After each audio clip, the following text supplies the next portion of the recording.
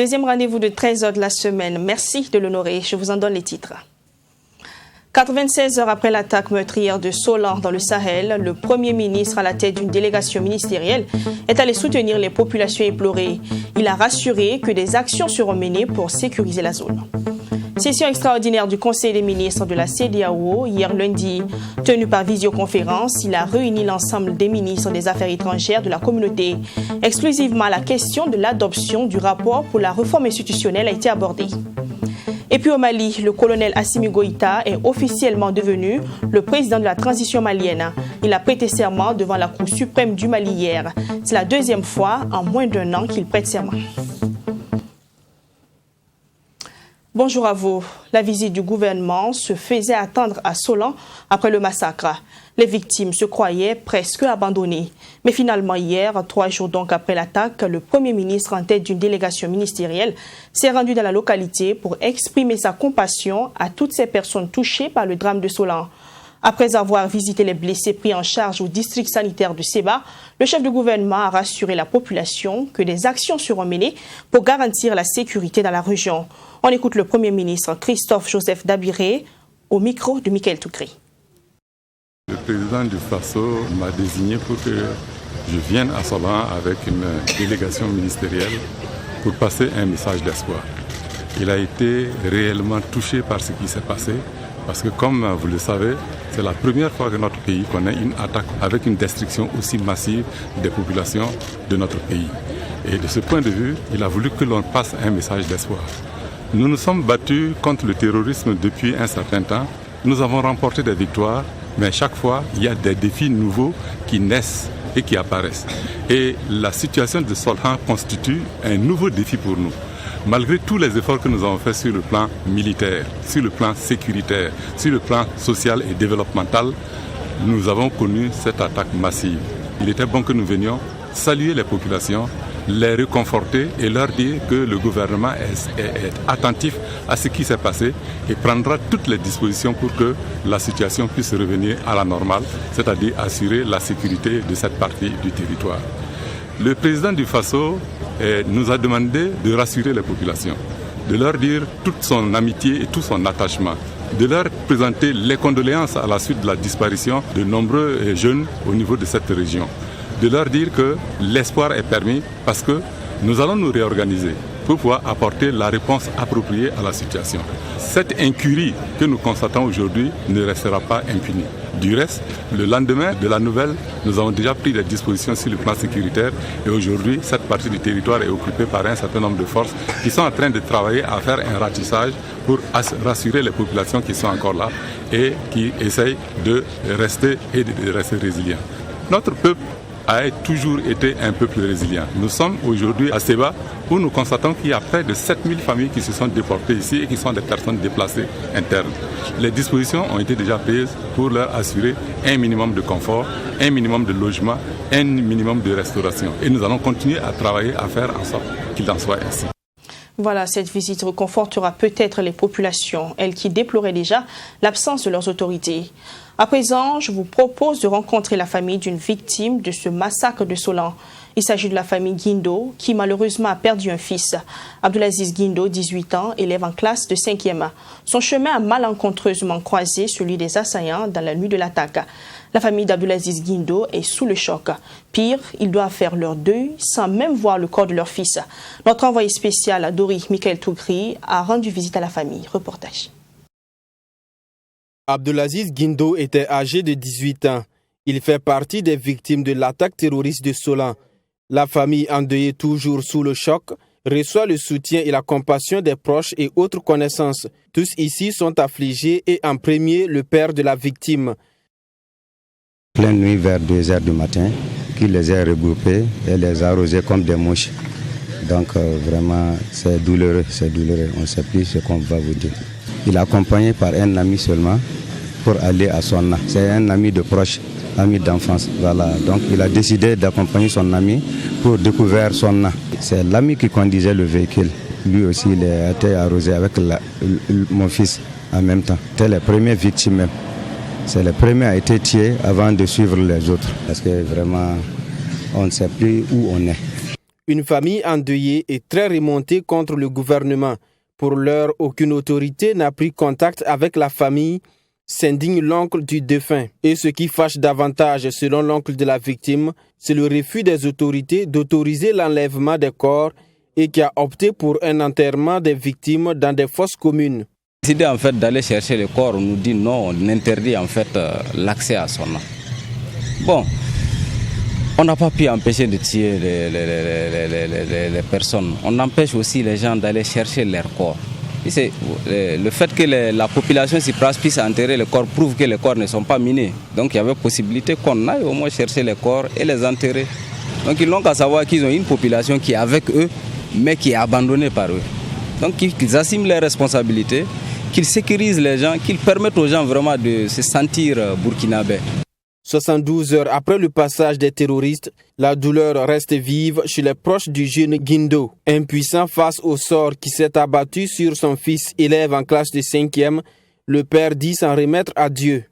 Ainsi va la vie, car je remets tout à Dieu seulement. Je ne suis pas désespéré. C'est que quand un problème comme ça arrive là, il faut remettre tout ça à Dieu seulement. C'est la volonté de Dieu. Donc l'homme ne peut pas empêcher le destin. L'attaque de Solan, selon le dernier bilan officiel, fait état de 147 morts et d'une quarantaine de blessés. Mais à en croire certaines sources locales, le nombre de victimes avoisinerait les 200. Solan, faut-il le rappeler, est situé à 15 km de Seba, dans la province du Yaga, où est positionné un détachement militaire. Voilà un reportage signé Michael Tougri qui porte la voix de Abdourahim Yeye. Dans la suite de ce journal, audience à Kosiama, le chef de l'État a reçu la secrétaire exécutive de la Commission économique pour l'Afrique CEA. Touchée par le massacre de Solan, elle a présenté ses condoléances au président du Faso avant d'aborder la question du jour qui porte sur la relance économique. Fatima Tankiwa.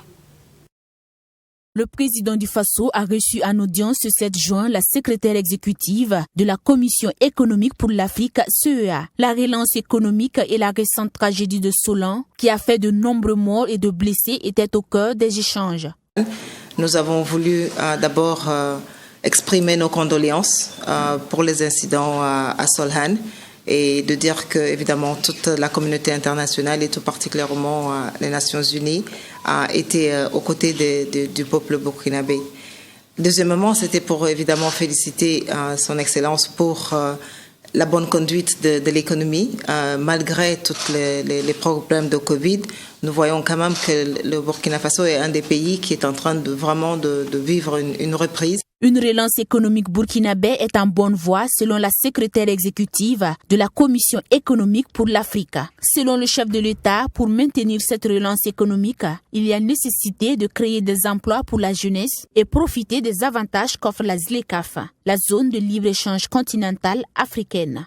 Le Burkina Faso est un des pays qui a déjà ratifié la ZLECAf pour profiter un peu de ce marché intracontinental africain sur laquelle nous pouvons peut-être nous reposer. Nous avons parlé aussi de comment aider ceux qui sont les plus défavorisés, surtout les femmes et les enfants, donc avoir des programmes de bourse familiale, des programmes de protection sociale.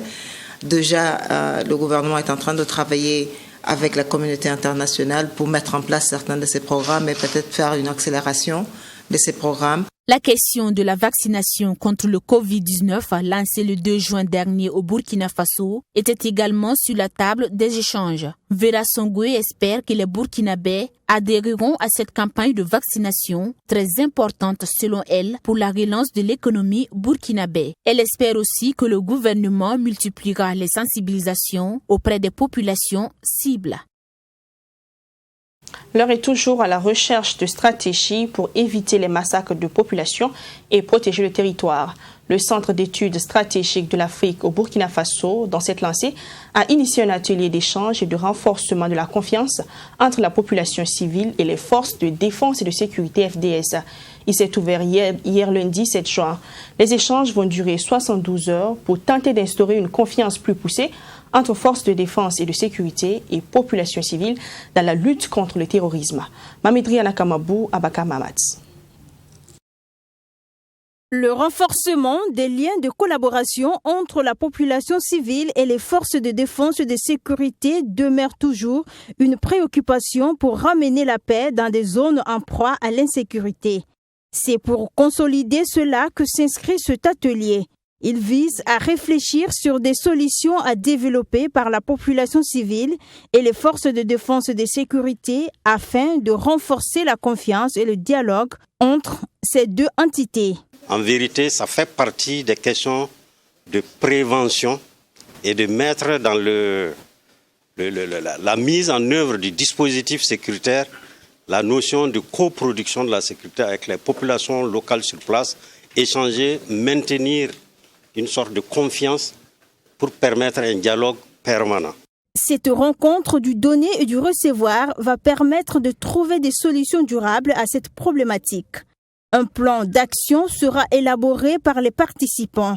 En plus de ce plan, plusieurs propositions seront faites au sortir de cette rencontre. Un civil et un militaire vont planter le décor.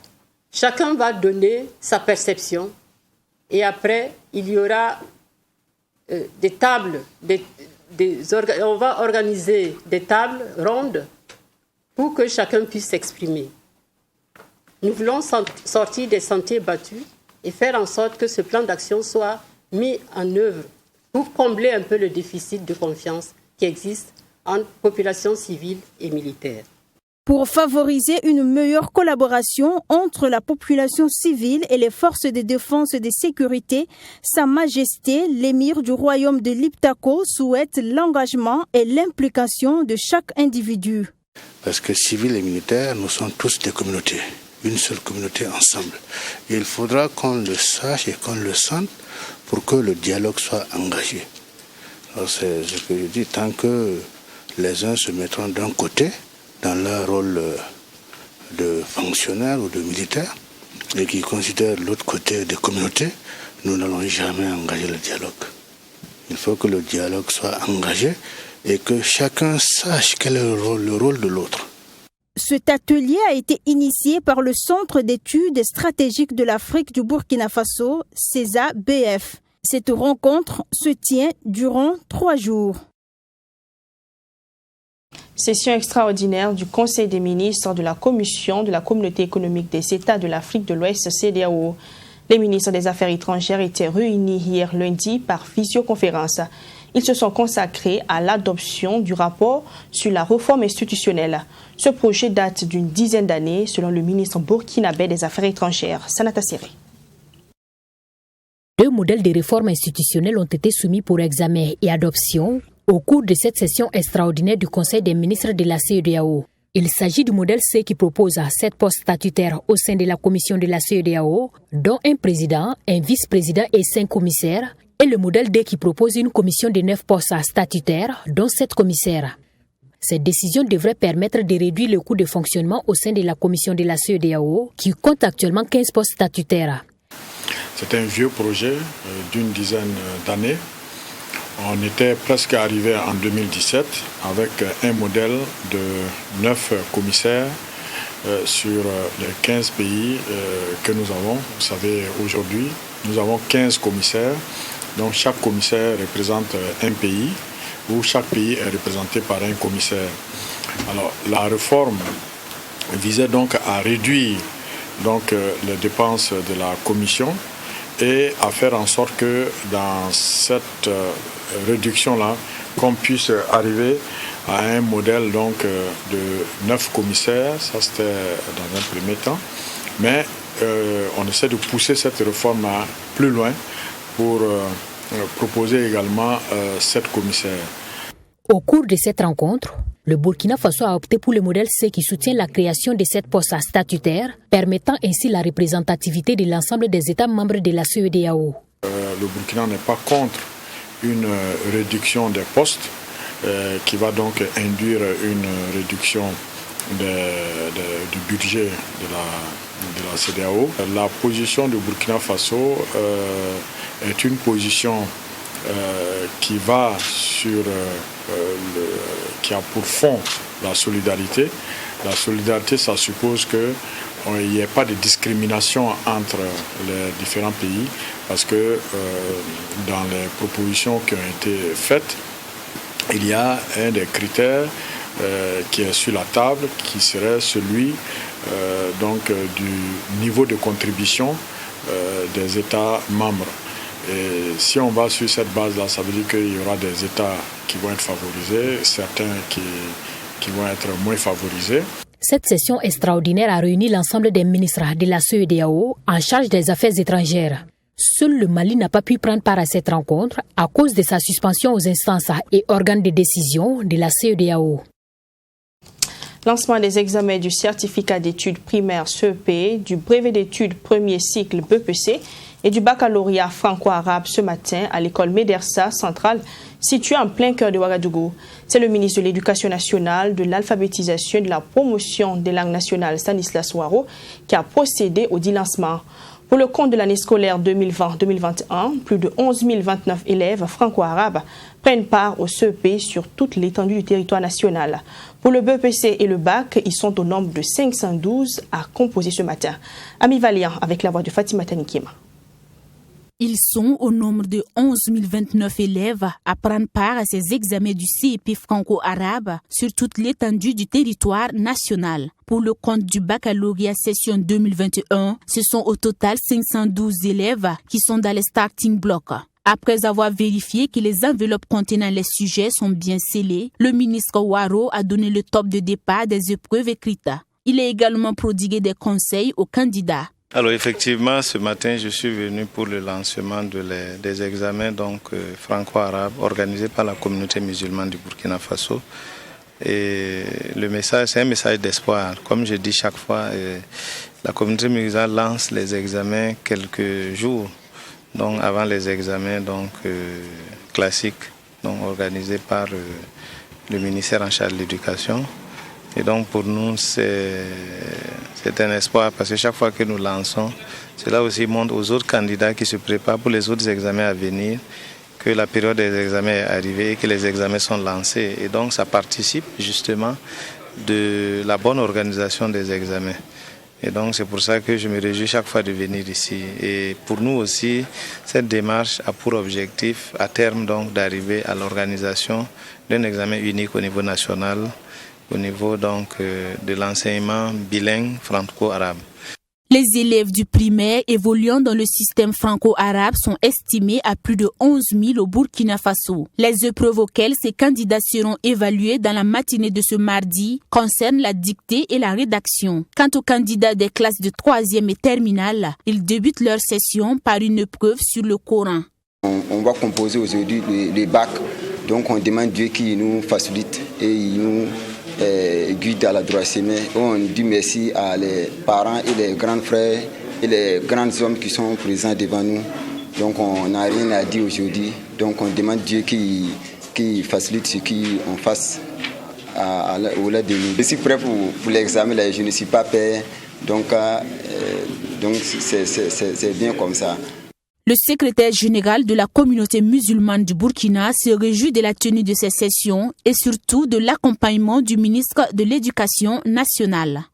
D'abord, nous allons remercier Monsieur le ministre qui chaque année vient nous honorer par le lancement national officiel des examens de l'année du primaire ici. C'est un honneur qui est fait à la communauté musulmane et à la formation que nous faisons. C'est un bonheur pour nous et pour nos candidats parce que c'est un privilège qui n'est pas donné à tout le monde. Alors, le sens de cette cérémonie, comme le ministre l'a déjà expliqué, je ne peux pas revenir là-dessus parce que, comme on dit, quand le ministre parle, nous on ne peut plus redire autre chose. Mais nous le remercions et nous souhaitons que les candidats aient de bons résultats pour honorer le geste qu'il a fait. Et l'honneur qu'il nous fait aussi, nous allons tâcher de le mériter chaque année pour que lui aussi, il trouve de l'intérêt à venir régulièrement procéder à cette cérémonie de lancement de nos examens. La composition des épreuves écrites des examens franco-arabes prennent fin le vendredi prochain. Activité parascolaire, les élèves du CG de Ramongodgo dans la commune rurale de Ramongossé se sont offerts une sortie détente à Ouagadougou le vendredi dernier. Pour l'occasion, une visite a été rendue au Moronaba à son palais. Les élèves ont également eu la chance d'échanger à bâton rompu avec le ministre en charge du commerce, Aruna Kabouré. Reportage Yassine Sawatko. Ils sont tous des élèves de la classe de 6e en 3e du CG de Ramongodgo dans la région du centre-ouest. Leur présence ce 4 juin dans la capitale burkinabé est d'une part de venir recevoir les bénédictions de l'empereur des Mossé, le Mogo Naba Bango, et d'autre part s'enquérir de l'histoire du royaume Mossi. Vraiment, ce matin, nous sommes animés d'un sentiment de joie. Vraiment, on a eu un cours d'histoire qui va nous aider, qui va aider les élèves. Pour ceux qui ne sont pas venus, ceux qui sont venus vont aller raconter ce qu'ils ont vu ici, surtout pour le faux départ, la description de l'organisation sociopolitique du royaume Ouaga. Vraiment, c'était un sentiment de joie pour nous de venir rencontrer le Moronaba. Nous vous remercions d'avoir venu ici visiter le Moronaba. Nous sommes très contents de venir ici visiter le Moronaba. Parce que le Moronaba a dit que nous devrons être respectueux et respectables. Je suis très satisfaite parce que les questions que ces enfants ont posées, que ces élèves ont posées, ont trouvé des réponses. Et de retour chez eux, ils pourront les relayer avec ceux qui n'ont pas pu faire le déplacement. L'autre étape de la sortie est celle de la rencontre avec le ministre du Commerce, de l'Industrie et de l'Artisanat qu'ils ont choisi comme modèle. Des échanges à bâton rompu qui ont permis à Aruna Kabouré de leur prodiguer quelques conseils. Le ministre s'est également prononcé sur la crise que connaît actuellement le milieu scolaire. Pour lui, il faut toujours privilégier le dialogue. C'est un message effectivement adressé à des apprenants en leur montrant que par le travail, par la discipline et par l'amour pour son pays, on devrait pouvoir contribuer chacun là où il est à ce que notre pays continue de se tirer vers le haut, à créer les conditions de vivre ensemble, de la cohésion sociale.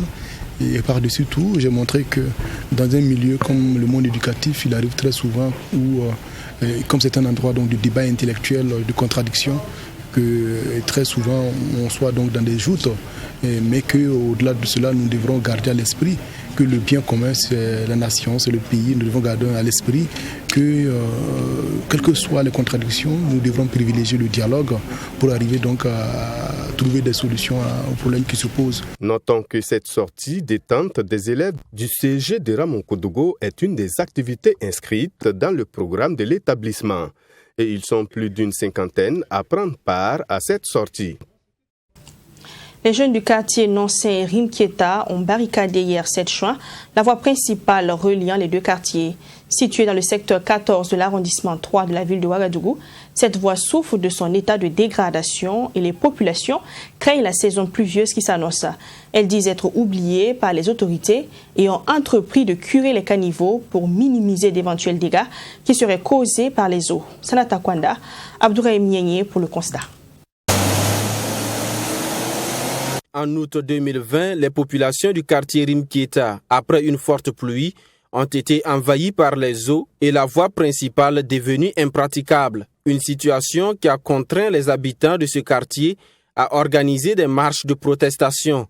Presque une année après, l'état de la voie n'a pratiquement pas changé. Pour éviter la même situation cette année, les jeunes du quartier Nonsin et Rimkieta décident d'envoyer un message aux autorités.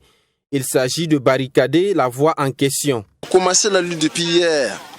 Parce qu'on a vu que non, la voie, vraiment, elle est vraiment gâtée. On n'a pas le choix. On a parlé aux autorités. On les a demandé, vraiment, écoutez-nous. On n'a pas compris. Et chaque fois, on va voir le maire, il dit rien. Ça fait notre 4e fois comme ça, on a parlé. Ils ne nous ont pas écoutés. Vraiment, on ne comprend pas.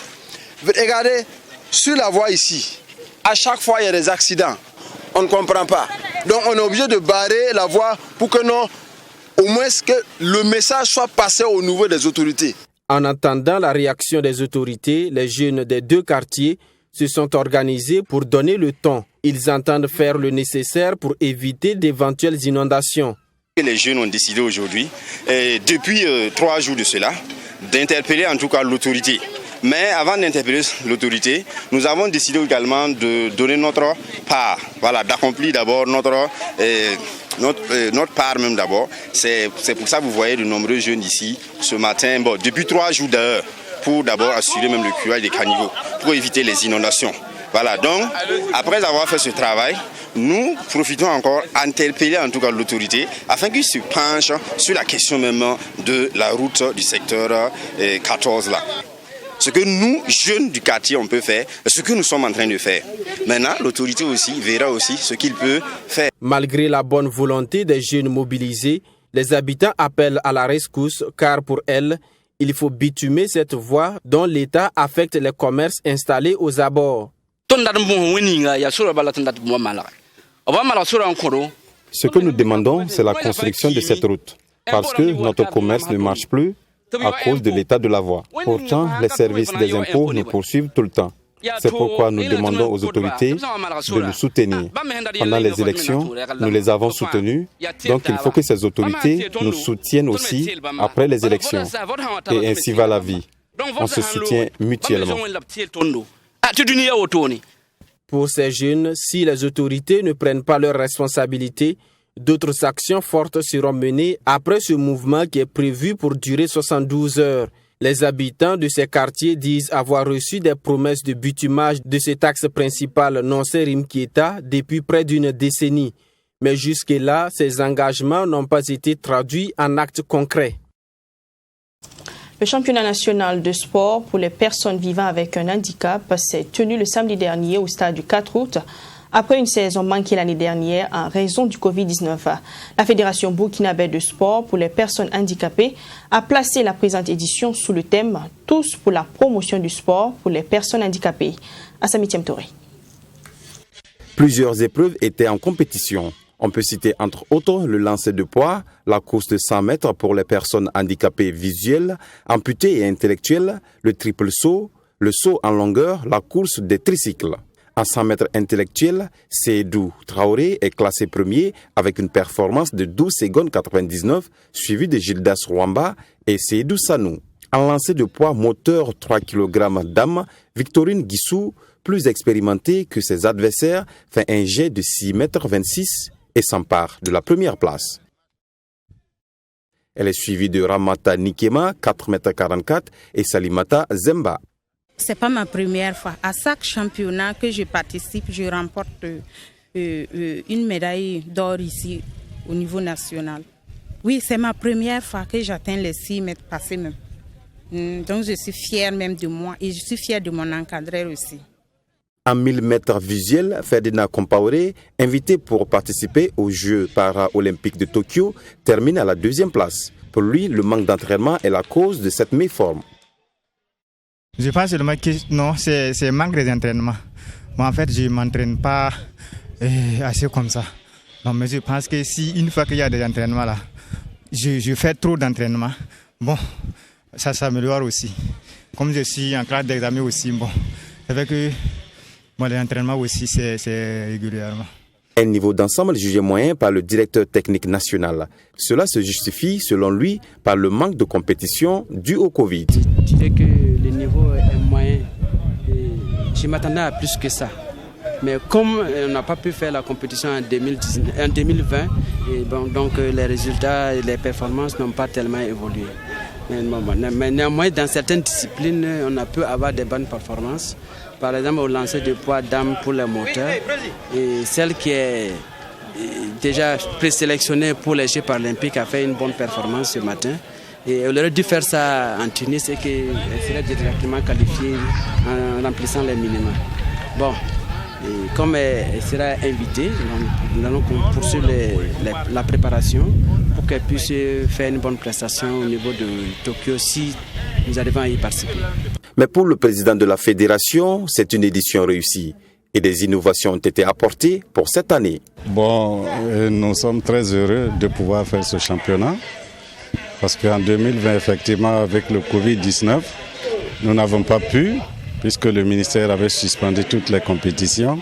Et Dieu merci, avec l'appui du ministère, nous voilà aujourd'hui en train de faire notre premier championnat d'athlétisme parce que nous avons innové. nous avons innové et nous avons séparé les sports collectifs, le handbike et puis le tandem pour une autre édition. Donc ça nous fait très plaisir de nous retrouver parce que les athlètes en avaient besoin. Il y a certains qui s'entraînaient, bon, ils ne savaient pas quand les choses allaient s'arranger. Et Dieu merci, voilà que nous sommes en tout cas en train de compétir.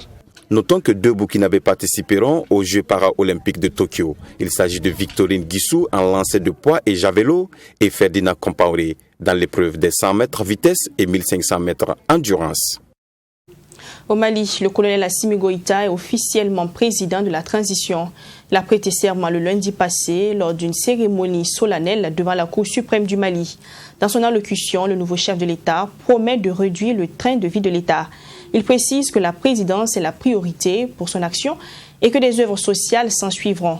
Plusieurs personnalités ont assisté à la cérémonie de prestation de serment. Toutefois, aucun chef d'État n'a effectué le déplacement. Reportage Bouema Solo. Après son deuxième coup de force en moins d'1 an, le colonel Assimi Goïta est officiellement devenu le nouveau président de la transition. Dans son allocution inaugurale, le nouvel homme fort du Mali a annoncé des mesures fortes. Je m'englanerai également à la réduction du train de vie de l'État. D'ores et déjà, j'ai décidé d'allouer les 2 tiers du fonds de souveraineté du président, soit 1,8 million annuels aux œuvres socio-sanitaires, notamment pour faciliter l'accès à l'eau potable et aux soins de santé primaires dans les zones. Aussi, voudrais-je réaffirmer mon engagement pour assurer une meilleure gouvernance et une meilleure distribution des services publics au bénéfice des populations sur l'ensemble du territoire. Le discours du colonel Assimi a eu de l'écho chez les groupes armés signataires de l'accord de paix. Nous verrons les formats de gouvernance, l'architecture, les portefeuilles qui seront mis à disposition et nous verrons par la suite ce qui est possible. Pour l'instant, je pense qu'il y a des forces chances que nous soyons ensemble. Il n'y a aucune raison de ne pas être ensemble. Même chant de cloche chez les politiques et des organisations de la société civile. Tous appellent à mettre le pays au-dessus des intérêts personnels. Et M5 RFP, de ne pas oublier, ils ne sont pas le seul Malien. Vous avez d'autres partis politiques, vous avez d'autres Maliens qui ne se reconnaissent pas dans M5 RFP. Il doit être inclus parce que la réussite de cette transition est l'affaire de tous les Maliens. On est condamné à réussir ou à disparaître. Ce n'est pas la première fois que nous nous rassemblons et je souhaite vraiment que cette fois-ci, ce soit pour de bon. Et que l'aspiration commune qui est à la paix, la réconciliation, cela devienne une réalité. Et que les Maliens se redécouvrent comme des frères. La cérémonie de prestation de serment qui s'est déroulée au Centre international de conférences de Bamako a été sécurisée par un imposant dispositif sécuritaire. Dans la foulée, le président de la transition, Assimi Goïta, a déposé une herbe de fleurs au monument de l'indépendance. Et voilà pour ce journal de la mi-journée sur Truy TV. On se retrouve demain 13h sur ce plateau pour d'autres informations. À demain. D'ici là, prenez soin de vous et n'oubliez pas vos proches.